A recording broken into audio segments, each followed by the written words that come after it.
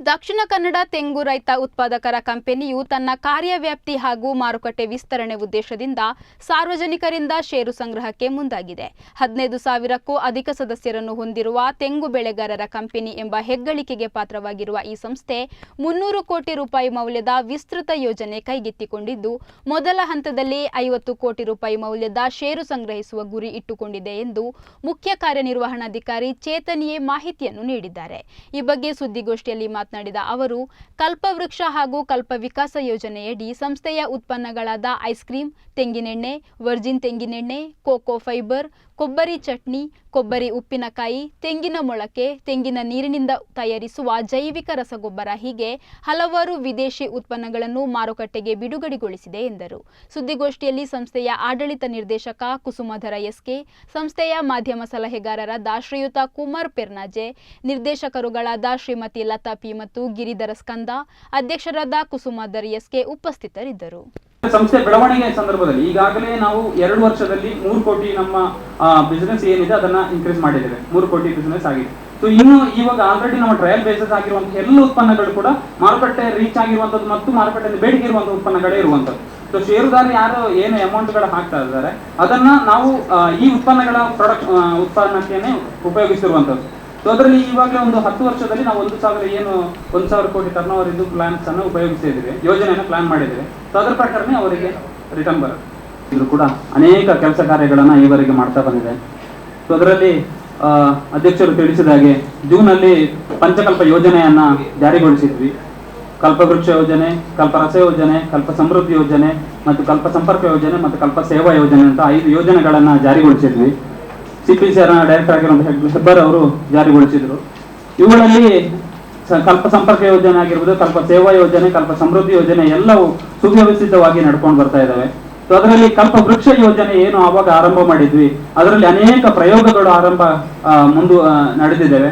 ಆ ಪ್ರಯೋಗಗಳ ಅನುಸಾರವಾಗಿ ಈಗ ಸಂಸ್ಥೆಯು ಒಂದು ನಿರ್ದಿಷ್ಟವಾದಂತಹ ಒಂದು ಯೋಜನೆಗೆ ಆರಂಭಗೊಳಿಸ್ತಾ ಇದೆ. ಕಲ್ಪವೃಕ್ಷ ಯೋಜನೆಯಲ್ಲಿ ಏನು ಕಾನ್ಸೆಪ್ಟ್ ಏನಿತ್ತು ಅಂತಂದ್ರೆ, ಒಂದು ತೆಂಗಿನಕಾಯಿಯ ಸಂಪೂರ್ಣವಾದ ಮೌಲ್ಯವರ್ಧನೆಗೊಳಿಸುವಂತದ್ದು ಆ ಯೋಜನೆಯ ಮೂಲ ಆಗಿತ್ತು.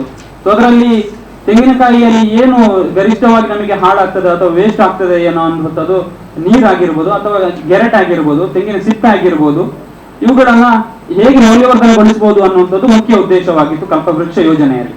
ಸೊ ಈ ಯೋಜನೆ ಅನುಗುಣವಾಗಿ ಆ ಮೌಲ್ಯವರ್ಧನೆಗೊಳಿಸುವಂತಹ ಅನೇಕ ಪ್ರಯೋಗಗಳು ಸಂಸ್ಥೆಯಿಂದ ಒಳಗೊಂಡಿರುವಂತದ್ದು.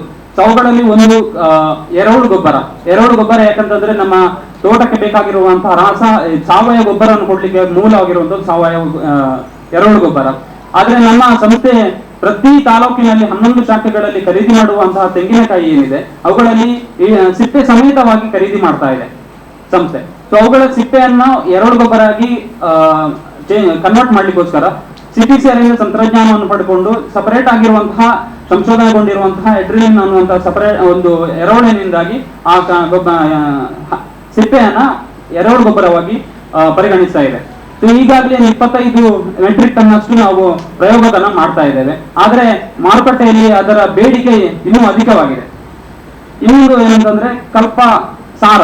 ಈಗಾಗಲೇ ನಾವು ನಮ್ಮ ಪ್ರಾದೇಶಿಕ ಕಚೇರಿ ಉದ್ಘಾಟನೆ ಮಾಡುವಂತಹ ಸಂದರ್ಭದಲ್ಲಿ ಆ ಉತ್ಪನ್ನವನ್ನ ಜಾರಿಗೊಳಿಸಿದ್ವಿ, ಬಿಡುಗಡೆಗೊಳಿಸಿದ್ವಿ. ಆ ಉತ್ಪನ್ನ ಈಗಾಗಲೇ ಅನೇಕ ರೈತರ ಮನೆಗಳಲ್ಲಿ ಟ್ರಯಲ್ ಆಗ್ತಾ ಇರೋದ್ರಿಂದ ಅವುಗಳ ರಿಸಲ್ಟ್ಗೋಸ್ಕರ ಕಾಯ್ತಾ ಇದ್ದೇವೆ. ಸೊ ಅದೇ ರೀತಿ ಗೆರಟೆ ಏನಿದೆ, ಗೆರಟೆಗೂ ಕೂಡ ಈಗಾಗಲೇ 140ಕ್ಕೂ ಹೆಚ್ಚು ಮಹಿಳೆಯರಿಗೆ ತರಬೇತಿಯನ್ನು ಕೊಟ್ಟಿದ್ವಿ.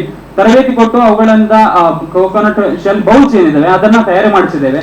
ಅದರಲ್ಲಿ ಆಹಾರ ಉತ್ಪನ್ನಗಳನ್ನ ಇಟ್ಟರೆ ಎಷ್ಟು ಸಮಯ ತನಕ ಇಡಬಹುದು ಅನ್ನುವಂತಹ ಒಂದು ಮೈಕ್ರೋಬಿಯಲ್ ಅನಾಲಿಸಿಸ್ಗೋಸ್ಕರ CPCR ಅಲ್ಲಿ ಅದನ್ನ ಮೈಕ್ರೋಬಿಯಲ್ ಅನಾಲಿಸಿಸ್ ಮಾಡ್ತಾ ಇದ್ದಾರೆ. ಸೊ ಅವುಗಳು ಮತ್ತು ನಮಗೆ ಈಗ ಆಲ್ರೆಡಿ ಇರುವಂತಹ ಬೇಡಿಕೆಗಳನ್ನು ಇದೆರಡೂ ನಮಗೆ ಸಿಕ್ಕಿದ ತಕ್ಷಣ ಕೋಕೋನಟ್ ಶೆಲ್ ಏನಿದೆ ಅದಕ್ಕೆ ಸಂಪೂರ್ಣವಾದ ಬೆಲೆ ಬರುತ್ತೆ.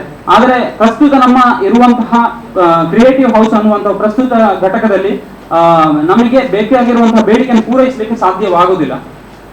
ಇನ್ನೊಂದೇನಂತಂದ್ರೆ ತೆಂಗಿನ ಮರ ಸತ್ತು ಹೋಗಿರುವಂತದಕ್ಕೆ ಯಾವುದಾದಂತಹ ಸರಿಯಾದ ವ್ಯವಸ್ಥೆಗಳಿರಲಿಲ್ಲ. ಆ ಕಾರಣದಿಂದಾಗಿ ಡಿಸೆಂಬರ್ 12ನೇ ತಾರೀಕಿನ ಹೊತ್ತು ಕಲ್ಪ ವಿಕಾಸ ಯೋಜನೆ ಅನ್ನುವಂತಹ ಯೋಜನೆಯನ್ನು ಸಂಸ್ಥೆ ಜಾರಿಗೊಳಿಸಿದೆ. ಅದರಲ್ಲಿ ಏನಂತಂದ್ರೆ, ಒಂದು ಅನುತ್ಪಾದಕ ತೆಂಗಿನ ಮರಗಳು ಏನಿದ್ದಾವೆ ರೈತರಲ್ಲಿ ಅವುಗಳನ್ನು ಸಂಸ್ಥೆಯು ಖರೀದಿ ಮಾಡಿ ಅವುಗಳನ್ನ ಮೌಲ್ಯವರ್ಧನೆಗೊಳಿಸುವಂತದ್ದು. ಸೊ ಈ ನಿಟ್ಟಿನಲ್ಲಿ ಸಂಸ್ಥೆ ನಮ್ಮ ವೆಬ್ಸೈಟ್ ನಲ್ಲಿ ಅಪ್ಲಿಕೇಶನ್ ಅನ್ನು ಆನ್ಲೈನ್ ನಲ್ಲಿ ಬಿಟ್ಟಿದೆ. ಸೊ ಆ ಅಪ್ಲಿಕೇಶನ್ ಪ್ರಕಾರ 5,000ಕ್ಕಿಂತಲೂ ಹೆಚ್ಚು ನಮಗೆ ಅಪ್ಲಿಕೇಶನ್ಸ್ ಬಂದಿದ್ದಾವೆ. ಸೊ ಅವುಗಳಲ್ಲಿ ತೆಂಗಿನ ಮರಗಳನ್ನು ಖರೀದಿ ಮಾಡಿ ಮೌಲ್ಯವರ್ಧನೆ ಕೂಡ ಆಗಿದೆ. ಸೊ ತೆಂಗಿನ ಮರದಿಂದ ಫರ್ನಿಚರ್ ಏನಿದೆ, ಫರ್ನಿಚರ್ ತಯಾರಾಗಿದೆ. ಅವುಗಳಲ್ಲದೆ ಬ್ರಷ್ ಟೂಲ್ಸ್ ಆಗಿರ್ಬೋದು, ಮೊಮೆಂಟೋಸ್ ಗಳಾಗಿರ್ಬೋದು, ಇದೆಲ್ಲವೂ ಕೂಡ ತಯಾರಾಗಿದೆ. ಸೊ ಈ ಎಲ್ಲ ಉತ್ಪನ್ನಗಳನ್ನು ಇವಾಗ ನಮ್ಮ ಪ್ರತಿಯೊಂದು ಅಲ್ಲಲ್ಲಿ ಘಟಕಗಳು ಇರುವಂತದ್ದು. ಸೊ ಆ ಕಾರಣದಿಂದಾಗಿ ಈ ಎಲ್ಲ ಉತ್ಪನ್ನಗಳನ್ನು ಒಂದೇ ಕಡೆ ಸೂರಿನಲ್ಲಿ ಮಾಡುವಂತಹದ್ದು ನಮ್ಮ ಈ ಕಲ್ಪವೃಕ್ಷ ಯೋಜನೆಯ ಮುಖ್ಯ ಉದ್ದೇಶ. ಯಾಕಂತಂದ್ರೆ ಟ್ರಾನ್ಸ್ಪೋರ್ಟ್ ಆಗಿರ್ಬೋದು, ವ್ಯವಸ್ಥೆಗಳಾಗಿರ್ಬೋದು, ಅಲ್ಲಲ್ಲಿ ಇರೋದರಿಂದ ನಮಗೆ ಕಷ್ಟಕರ ಆಗಿರುವಂತದ್ದು. ಆ ಕಾರಣ ಅದಲ್ಲದೆ ಆಹಾರ ಉತ್ಪನ್ನಗಳಲ್ಲಿ ಶ್ರೀಫಲ ಅನ್ನುವಂತಹ ಒಂದು ಉತ್ತಮವಾದಂತಹ ಉತ್ಪನ್ನವನ್ನ ಹೊರತಂದಿದ್ದೇವೆ. ಸೊ ಶ್ರೀಫಲದಲ್ಲಿ 2 ಬಗೆ ಇರುವಂತದ್ದು. ಒಂದು ನಮ್ಮ ತೆಂಗಿನ ಮೊಳಕೆ ಏನಿದೆ ಅದರಲ್ಲಿರುವಂತಹ ಹೂವನ್ನು ಉಪಯೋಗಿಸಿಕೊಂಡು ಮಾಡಿರುವಂತಹ ಒಂದು ಉತ್ಪನ್ನ. ಇನ್ನೊಂದು ಎಳನೀರು ಏನಿದೆ, ಟೆಂಡರ್ ಕೊಕೊನಟ್, ಅದನ್ನು ಉಪಯೋಗಿಸಿಕೊಂಡು ಮಾಡಿರುವಂತಹ ಒಂದು ಐಸ್ ಕ್ರೀಮ್. ಸೊ ಇದು ಮಾರುಕಟ್ಟೆಗೆ ನಮಗೆ ಬಿಟ್ಟು ಅದನ್ನ ರೆಸ್ಪಾನ್ಸ್ ನಮಗೆ ಇಮಿಡಿಯೇಟ್ ಆಗಿ ಬೇಕಾಗಿರುವಂತಹ ಕಾರಣದಿಂದಾಗಿ ನಮ್ಮ ಜಾತ್ರೆ ಆಗಿರ್ಬೋದು ಇಂತಹ ಅನೇಕ ಫಂಕ್ಷನ್ಗಳಲ್ಲಿ ಹಾಕಿದ್ದೇವೆ. ಕಸ್ಟಮರ್ಸ್ ಇಂದ ಇಮಿಡಿಯೇಟ್ ರೆಸ್ಪಾನ್ಸ್ ನಮಗೆ ಬೇಕಾಗಿತ್ತು. ಆ ಕಾರಣದಿಂದಾಗಿ ಸೊ ಅದರಿಂದಾಗಿ ಒಳ್ಳೆ ರೆಸ್ಪಾನ್ಸ್ ಇದೆ ನಮಗೆ. ಪ್ರಸ್ತುತ ಈಗ ನಮ್ಮ ಪ್ರಾದೇಶಿಕ ಕಚೇರಿ ಮತ್ತು ಉತ್ಪಾದನಾ ಘಟಕ ಇರುವಂತಹ ಮರೋಳಿಯಲ್ಲಿ ದಿನಕ್ಕೆ 1,000 ಶ್ರೀಫಲವನ್ನು ತಯಾರು ಮಾಡುವಂತಹ ಕೆಪಾಸಿಟಿ ನಮ್ಮ ಹತ್ರ ಇದೆ. ಆದರೆ ಮಾರುಕಟ್ಟೆಯಲ್ಲಿ ಅದಕ್ಕಿಂತ ಹೆಚ್ಚಿನ ಬೇಡಿಕೆ ಇದೆ. ಸೊ ಈ ಎಲ್ಲ ಉತ್ಪನ್ನಗಳನ್ನು ಒಂದೇ ಸೂರಿನಲ್ಲಿ ಮಾಡುವಂತಹ ವ್ಯವಸ್ಥೆ ಈಗ ನೆಕ್ಸ್ಟ್ ಬರುವ ತಿಂಗಳಲ್ಲಿ ಐಸ್ ಕ್ರೀಮ್ ಏನು ಅಂತ ಹೇಳಿದೆ, ಅದರ ಕೂಡ ಮೆಷಿನ್ಗಳ ಇನ್ಸ್ಟಾಲೇಷನ್ ನಡೀಲಿಕ್ಕಿದೆ. ಸೊ ಆಲ್ರೆಡಿ ಮೆಷಿನ್ಗಳು ಬರ್ತಾ ಇದ್ದಾವೆ. ಸೊ ಈ ಉತ್ಪನ್ನಗಳನ್ನ ಸೆಂಟ್ರಲೈಸ್ಡ್ ಪ್ಲಾಂಟ್ ಅನ್ನುವಂತಹ ಮಾಡುವಂತಹ ಯೋಜನೆ ನಮ್ಮ ಕಲ್ಪವೃಕ್ಷ ಯೋಜನೆಯಲ್ಲಿ ಈಗಾಗಲೇ ಒಂದು 20 ಎಕರೆ ಜಾಗವನ್ನ ನಮ್ಮ ಸುಳ್ಯ ತಾಲೂಕು ಮತ್ತು ಪುತ್ತೂರು ತಾಲೂಕು ಇಂತಹ ಭಾಗಗಳಲ್ಲಿ ಒಂದು 5 ಕಡೆ ನಾವು ಆಲ್ರೆಡಿ ಗುರುತಿಸಿದ್ದೇವೆ. ಸೊ ಅಂತ ಆ ಜಾಗದಲ್ಲಿ ನಮ್ಮ ಉತ್ಪಾದನಾ ಘಟಕ ಮಾಡುವುದರಿಂದಾಗಿ ದೇಶದಲ್ಲಿಯೇ ಅಥವಾ ನಮ್ಮ ಭಾರತದಲ್ಲಿ ರೈತರಿಂದ ಸ್ಥಾಪನೆ ಆಗಿರುವಂತಹ ಶೂನ್ಯ ತ್ಯಾಜ್ಯ ಉತ್ಪಾದನಾ ಘಟಕವಾಗಿ ನಾವು ಬದಲಾಯಿಸಬೇಕು ಅನ್ನುವಂಥದ್ದು ನಮ್ಮ ಮುಖ್ಯ ಉದ್ದೇಶ. ಸೊ ಈಗಾಗಲೇ ಕಳೆದ 2 ವರ್ಷಗಳಿಂದ 40 ಲಕ್ಷ ಮತ್ತು ಈ ವರ್ಷ ನಾವೇನು ಕಲ್ಪ ಸಮೃದ್ಧಿ ಯೋಜನೆಯಲ್ಲಿ ರೈತರಿಂದ ಖರೀದಿ ಮಾಡಿದಂತಹ ಸ್ಥಿರ ಠೇವಣಿಗಳಿಂದಾಗಿ ನಮ್ಮ ಬಿಸಿನೆಸ್ ಏನಿದೆ ಅದು ದುಪ್ಪಟ್ಟಾಗಿದೆ. ಸೊ ಅಂದ್ರೆ ಈಗ 3 ಕೋಟಿಯಷ್ಟು ಬಿಸಿನೆಸ್ಗಳು ರನ್ನಿಂಗ್ ಆಗಿದೆ. ಇನ್ನು ನಮಗೆ 10 ವರ್ಷದಲ್ಲಿ 1,000 ಕೋಟಿಯಷ್ಟು ಬಿಸಿನೆಸ್ ಅನ್ನು ತರುವಂತಹ ನಮ್ಮ ಸಂಸ್ಥೆಯನ್ನು ಆರಂಭಿಸಬೇಕು, ಅದು ಕಟ್ಟಬೇಕು ಅನ್ನೋದು ನಮ್ಮ ಮುಖ್ಯ ಉದ್ದೇಶವಾಗಿರುವಂತದ್ದು. ಈ ಸಂಸ್ಥೆಯನ್ನ ಈಗ ನಮ್ಮ ಪ್ರೊಡಕ್ಷನ್ ಯೂನಿಟ್ ಅನ್ನು ಆರಂಭಗೊಳಿಸಲಿಕ್ಕೋಸ್ಕರ ನಮ್ಮ ಸಂಸ್ಥೆಯಿಂದಾಗಿ ಷೇರು ಅನ್ನ ಮಾರುಕಟ್ಟೆಗೆ ಬಿಡ್ತಾ ಇದ್ದೇವೆ. ಸೊ ಯಾವುದೇ ಸಂಸ್ಥೆಗಳಿಂದ ಅಥವಾ ಯಾವುದೇ ಬ್ಯಾಂಕ್ಗಳಿಂದ ಆಗಿರ್ಬೋದು ₹1 ಯಾವುದು ಲೋನ್ಸ್ ಗಳಾಗಿರೋದು ಸಂಸ್ಥೆಗೆ ಯಾವುದೇ ಇರುವುದಿಲ್ಲ. ಸೊ ಯಾವುದೇ ರೀತಿ ಸಂಸ್ಥೆಗೆ ಫಿಕ್ಸ್ಡ್ ಡೆಪಾಸಿಟ್ ಅನ್ನು ಖರೀದಿ ಮಾಡಿ ತಗೊಂಡಿದ್ದೀವೋ ಅದು ನಮ್ಮ ವರ್ಕಿಂಗ್ ಕ್ಯಾಪಿಟಲ್ ಏನಿದೆ, ನಮ್ಮ ತೆಂಗಿನಕಾಯಿ ಖರೀದಿ ಆಗಿರ್ಬೋದು ಅವುಗಳೆಲ್ಲ ಬೆಳವಣಿಗೆಗೆ ಪೂರಕವಾಗಿದೆ.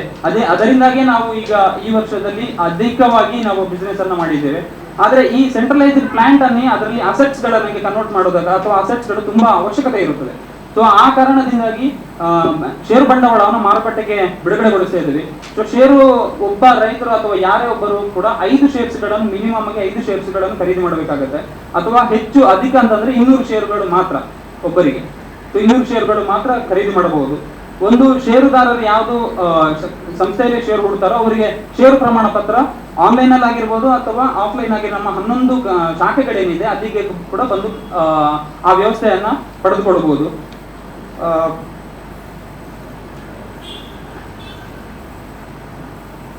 ಸೊ ಇದು ನಮ್ಮ ಸೆಂಟ್ರಲೈಸ್ಡ್ ಪ್ಲಾಂಟ್ ಅಥವಾ ಪ್ರೊಡಕ್ಷನ್ ಯೂನಿಟ್ ನಲ್ಲಿ ಇರುವಂತಹ ಮತ್ತು ಬೇಡಿಕೆಗಳಿರುವಂತದ್ದು.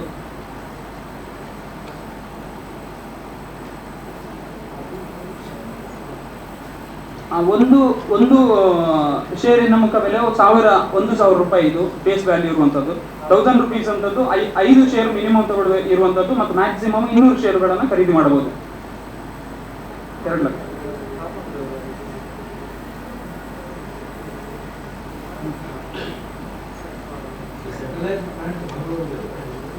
ಈಗ ಸೆಂಟ್ರಲೈಸ್ಡ್ ಪ್ಲಾಂಟ್ ನಾವು ಮಾಡ್ಲಿಕ್ಕೋಸ್ಕರ ಸುಳ್ಯ